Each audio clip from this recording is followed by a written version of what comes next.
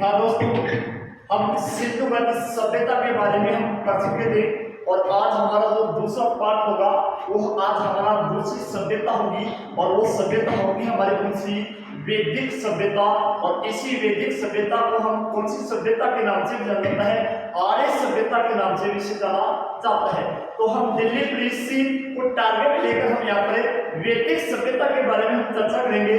तो वैदिक सभ्यता से कहां से क्वेश्चन बनाए जा सकते हैं और कौन कौन से क्वेश्चन आ चुके हैं, कौन कौन से क्वेश्चन बनने की संभावना है, इनके अंदर हम चर्चा करेंगे। तो आज हमारा दोस्तों होगा टॉपिक होगा और वो कौन सा होगा, वैदिक सभ्यता। वैदिक सभ्यता और इसी वैदिक सभ्यता को आर्य सभ्यता भी कहा जाता है। कौन सी सभ्यता कहा जाता है, आर्य सभ्यता के नाम से भी जाना जाता है। वैदिक सभ्यता को हम कौन सी सभ्यता कहते हैं, आर्य सभ्यता के नाम से भी जाना जाता है। आर्य सभ्यता इसको क्यों कहा जाता है, क्योंकि वैदिक सभ्यता के जो यहाँ पर लोग निवास करते थे वो कौन थे, आर्य ही थे। तो इस वैदिक सभ्यता का अगर हम कालक्रम की बात करें, वैदिक सभ्यता का अगर हमें कालक्रम की बात करें तो इसका कुल कालक्रम माना गया है 1500 से लेकर 600 ईसा पूर्व। 1500 से लेकर 600 ईसा पूर्व कुल कालक्रम माना गया है इस सभ्यता का, वैदिक सभ्यता का। इस वैदिक सभ्यता के अंदर वेदों का अध्ययन किया जाता है। किसका अध्ययन किया जाता है, वेदों का अध्ययन किया जाता है। लेकिन वैदिक सभ्यता को भी हम कितने भागों में बांटकर पढ़ेंगे, हमने वैदिक सभ्यता को दो भागों के अंदर बांटकर हमें पढ़ेंगे। एक होगी हमारी ऋग्वैदिक सभ्यता, ऋग्वैदिक सभ्यता, ऋग्वैदिक सभ्यता, और एक होगी हमारी उत्तर वैदिक सभ्यता, उत्तर वैदिक सभ्यता। उत्तर वैदिक सभ्यता का कुल कालक्रम अगर हम बात करें तो उत्तर वैदिक सभ्यता का कालक्रम होगा 1000 से लेकर 600 BC यानी ईसा पूर्व माना गया है। और ऋग्वैदिक का अगर हम कालक्रम की बात करें तो 1500 से लेकर 1000 ईसा पूर्व माना गया है, 1000 ईसा पूर्व। तो वैदिक सभ्यता के अंदर हम वेदों को पढ़ते हैं और वेदों के अंदर भी हम 4 वेदों की हम जानकारी यहाँ पर प्राप्त करेंगे। लेकिन आपको हम बता देते हैं कि वैदिक सभ्यता के अंदर सिर्फ और सिर्फ एक वेद की ही रचना की गई थी। वैदिक सभ्यता में कितने वेदों की रचना की गई थी, सिर्फ एक वेद की ही रचना की गई थी जिसका नाम ऋग्वेद था। और उत्तर वैदिक सभ्यता के अंदर कितने वेदों की रचना की गई है, 3 वेदों की रचना की गई है। यानी हम यहाँ पर कितने वेदों की जानकारी यहाँ पर प्राप्त करेंगे, तो 4 वेदों की हम जानकारी यहाँ पर प्राप्त करेंगे। इससे पहले अगर हम ये देख लेते हैं कि यहाँ के जो लोग हैं ये कौन थे साहब, आर्य थे। तो ये आर्य लोग भारत के अंदर आए कहां से थे, आर्य लोग भारत के अंदर आए कहां से थे, इसके बारे में हम पहले चर्चा करते हैं। तो आर्य लोग को लेकर अनेक विद्वानों ने अलग अलग मत दिया है। कुछ लोगों ने इनको तिब्बत से बताया है, कुछ लोगों ने इनको मध्य एशिया से बताया है, कुछ लोगों ने इनको यूरोप महाद्वीप से भी बताया है, कुछ लोगों ने इनको उत्तरी ध्रुव से भी बताया है। तो एक तरफ हम इसके बारे में चर्चा करें कि सब ये आर्य लोग आए कहां से, तो आर्य लोग यूरोप महाद्वीप से आए थे। कहां से आए थे, यूरोप महाद्वीप से आए थे। और यूरोप को बताने वाला था फिलिप सेसिटो, फिलिप सेसिटो। यूरोप महाद्वीप को बताने वाला विद्वान कौन था, फिलिप सेसिटो था। एक मध्य एशिया, कौन से एशिया, मध्य एशिया, तो मध्य एशिया को बताने वाला था Max Muller, doctor Max Muller. मध्य एशिया को बताने वाला कौन था, डॉक्टर मैक्स मुलर ने इसको मध्य एशिया से बताया था। तीसरी बात अगर हम यहां पर देखें तो तिब्बत से बताने वाला कौन था, तिब्बत से, तो तिब्बत से यहां पर बताने वाला था दयानंद सरस्वती, दयानंद सरस्वती। दयानंद सरस्वती, दयानंद सरस्वती। उत्तरी ध्रुव को बताने वाला कौन था? उत्तरी ध्रुव। तो उत्तरी ध्रुव को बताने वाला था बाल गंगाधर तिलक, बाल गंगाधर तिलक। बाल गंगाधर तिलक ने से कहां से बताया था? उत्तरी ध्रुव से बताया था ब्रह्म ऋषि प्रदेश और एक सप्त ऋषि प्रदेश, सप्त ऋषि प्रदेश।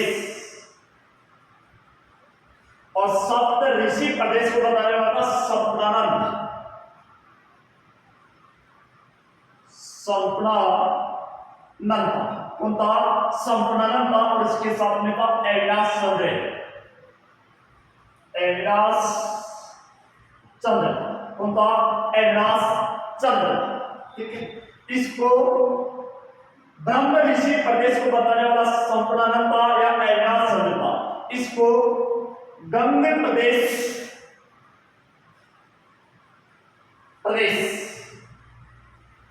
गंग प्रदेश को बताने वाला गंगाधर था,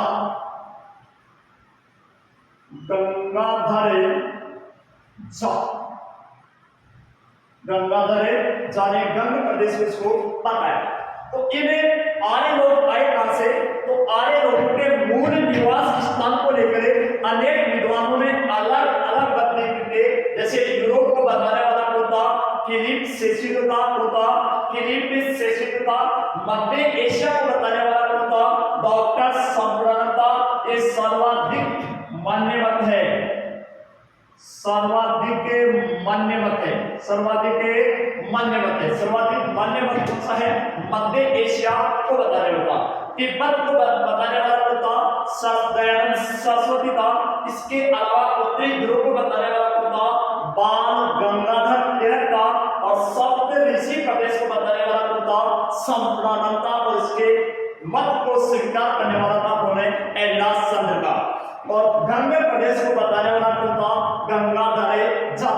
अगर हमसे एक क्वेश्चन में टेबल पूछ लिया जाता है कि सप्त ऋषि प्रदेश के अंदर कितने नदियों का समूह था? सप्त ऋषि प्रदेश के अंदर कितने नदियों का समूह आता है? और इस सप्त ऋषि प्रदेश के अंदर निम्न में से कौन सी नदी शामिल है? नहीं की जाती है। यहाँ से टेबल क्वेश्चन आता है। तो सप्त ऋषि, सप्त यानी सात, सप्त यानी सात नदियों का एक प्रवाह क्षेत्र होता है। कितनी नदियों का प्रवाह क्षेत्र होता है? सात नदियों का एक प्रवाह क्षेत्र होता है, जिसको हम क्या बोलते हैं? सप्त ऋषि प्रदेश के नाम से जाना जाता है। और ये सात नदियों का प्रवाह क्षेत्र कौन सा था?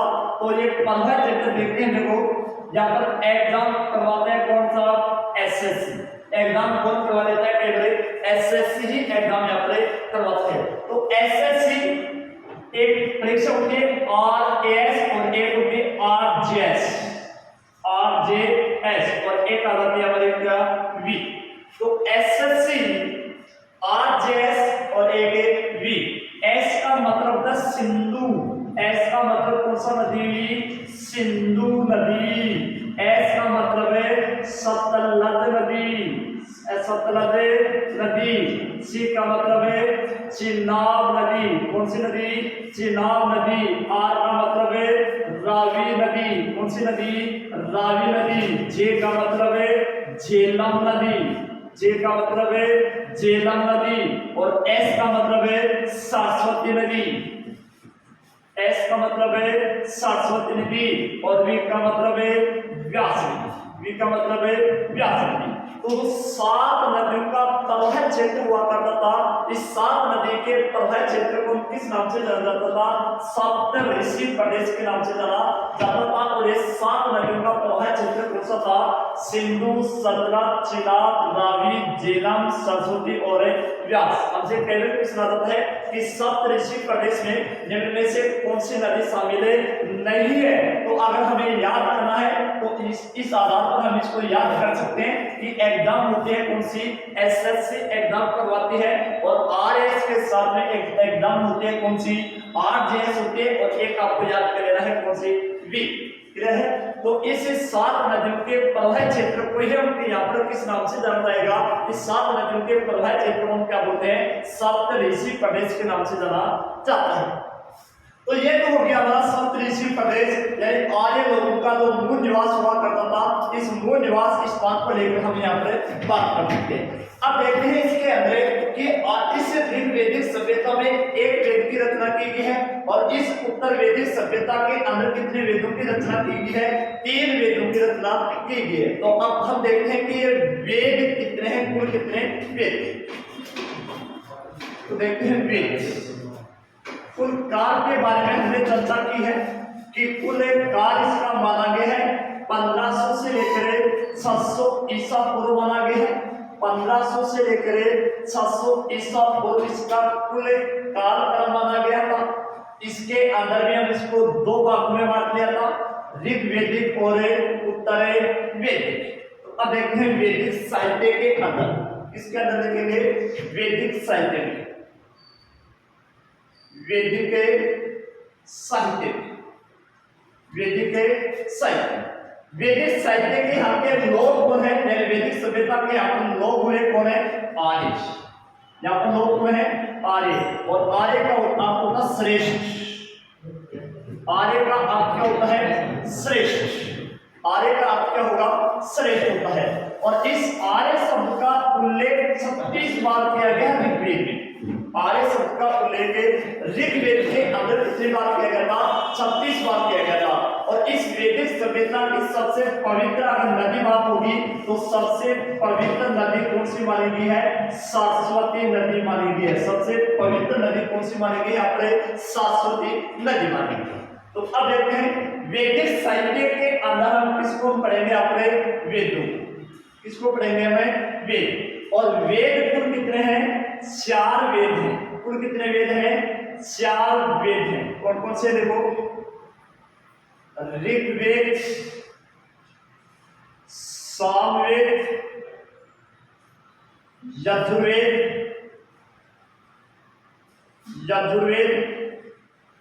अथर्ववेद, वेद। तो वेद यहाँ पर कितने वेद, 4 वेद हैं, पहला, दूसरा, तीसरा और चौथा। तो 3 वेद हैं, पहले के तो 3 वेद हैं, ऋग्वेद, सामवेद और यजुर्वेद, इनको कहा जाता है त्रिवेद। त्रिवेद के नाम से इनको जाना जाता है। और यहाँ से भी क्वेश्चन पेपर आता है कि त्रिवेद के अंदर में से कौन सा वेद शामिल नहीं है, त्रिवेद के अंदर में से कौन सा वेद शामिल नहीं है। तो त्रिवेद के अंदर कौन सा वेद शामिल नहीं होगा, अथर्ववेद त्रिवेद के अंदर शामिल नहीं है। इस त्रिवेद के अंदर कौन कौन शामिल है, यहाँ पे ऋग्वेद है, सामवेद है और एक कौन सा है, यजुर्वेद है। अथर्ववेद सबसे अंत में लिखा गया है, तो ये सबसे नवीनतम वेद है, और ऋग्वेद सबसे प्राचीन वेद है, इसलिए हम इसको सबसे प्राचीन वेद के नाम से भी जाना जाता है। अब देखते हैं इन वेदों की रचना संस्कृत भाषा में की गई थी। वेदों की रचना कौन सी भाषा में की गई है, संस्कृत भाषा में। कौन सी भाषा में की गई है, संस्कृत भाषा में की गई है। लेकिन वेदों को अंग्रेजी भाषा में भी लिखा गया है। कौन सी भाषा में लिखा गया है, अंग्रेजी भाषा में भी लिखा गया है। और वेदों को अंग्रेजी भाषा में लिखने वाला कौन था, मैक्स मुलर था। कौन था, मैक्स मुलर था। कौन था, मैक्स मुलर था। और एक मैक्स मुलर कहाँ का था, तो एक जर्मनी का विद्वान हुआ करता था। कहाँ का था, जर्मनी का विद्वान था। यानी मैक्स मुलर ने वेदों को कौन सी भाषा के अंदर अनुवाद किया था, तो अंग्रेजी भाषा के अंदर इनका अनुवाद किया गया था। और इसकी पुस्तक का नाम था books of the east, books sacred books of the east.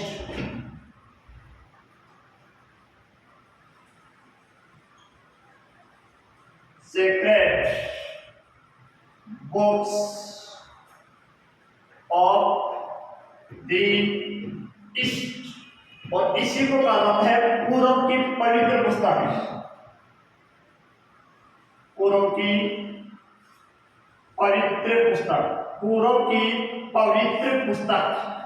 तो पूर्व की पवित्र पुस्तक कौन सी बुक को कहा जाता है? Sacred books of the east को कौन सी बुक के नाम से जाना जाता है? पूर्व की पवित्र पुस्तक के नाम से इसको जाना जाता है। और इस पूर्व की पवित्र पुस्तक भी इसे कहा जाता है। अगर हमसे पूछ लिया जाए कि साहब ईरान की पवित्र पुस्तक कौन सी है, तो ईरान की पवित्र पुस्तक है जेद अवस्था, जेद अवस्था।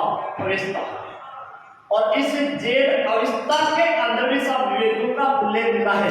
जेद अवस्था के अंदर भी हमें किसका उल्लेख प्राप्त होता है? तो वेदों का उल्लेख मिलता है। और जेद अवस्था को ईरान की हम क्या बोलते हैं? पवित्र पुस्तक के नाम से जाना जाता है। और आर्य भारत की पवित्र पुस्तक कौन सी मानी गई है? गीता मानी गई है। क्लियर है? तो ये हो गई हमारे पूर्व की पवित्र पुस्तक sacred books of the east है। और इसका लेखक कौन था? मैक्स मुलर का। मैक्स मुलर कहाँ का विद्वान था? जर्मनी का विद्वान था। इसने क्या किया था? वेदों को अंग्रेजी भाषा के अंग्रेजी का अनुवाद किया। क्लियर है दोस्तों?